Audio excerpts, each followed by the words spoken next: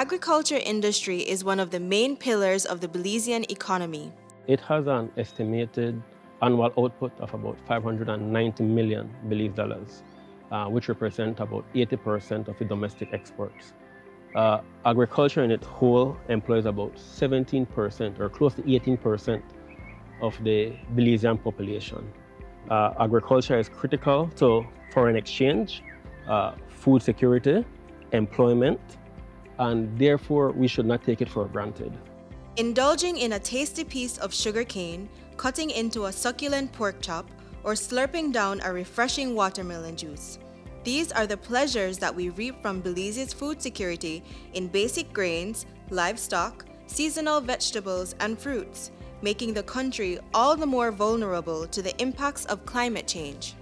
There are basic threats that affect agriculture production.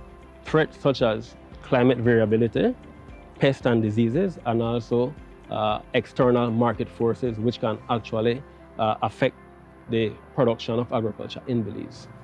The climate are changing every day. We can't expect rain or sunny day at every time.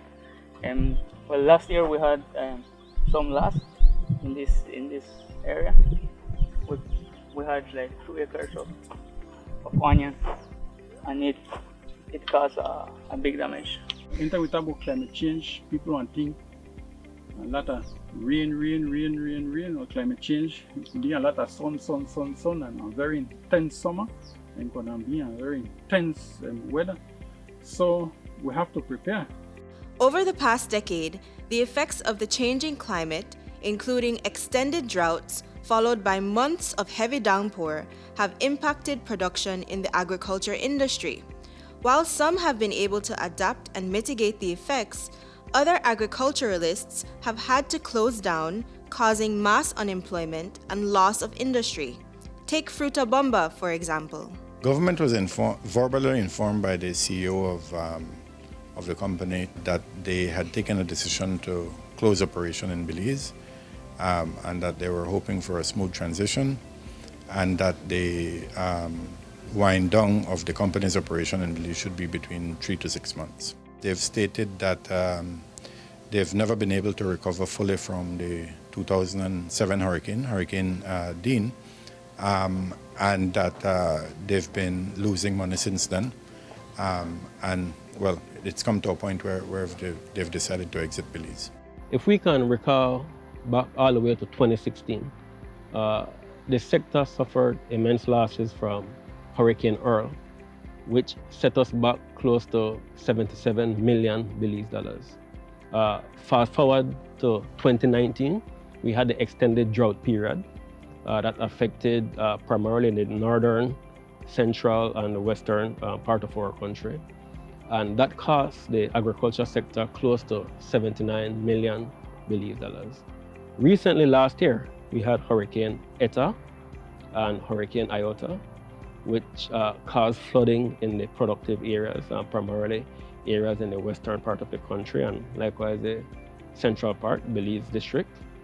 And that set us back close to 15 million Belize dollars. So if you can see, when we were affected by these natural hazards, the country is placed at a setback. And there is also a multiplier effect as it impacts what we call food production, as it relates to providing food to the domestic market. It impacts foreign exchange because then production is not steady and it cannot go out the country.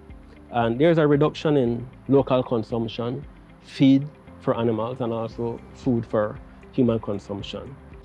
Though threatened by the impacts of climate change, the sector also contributes to the issue by emitting greenhouse gas through the use of harvesting machinery in the agro-productive sector.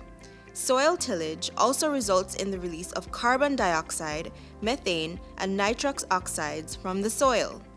While there are some that have turned to green energy by the use of solar panels, there are several practices that the ministry is implementing with large and small-scale farmers. No-till agriculture simply means keeping the crop residue on the land and leaving the earth largely undisturbed during planting. Another one that we discuss with farmers and we see them doing it is what we call the use of cover crop or green manure. Seeds or plants such as mucuna or carnavalia, those are a very good cover crop. They provide a substantial amount of nitrogen to the soil. And these are planted with the intent to prevent soil erosion. Farmers are adapting with assistance from the government of Belize and partner agencies. The National Climate Change Office has played a significant role in assisting the sector, especially in education awareness to climate change, adaptation, and mitigation. They also play a considerable role in helping the ministry source external funding for development of climate adaptation and mitigation projects.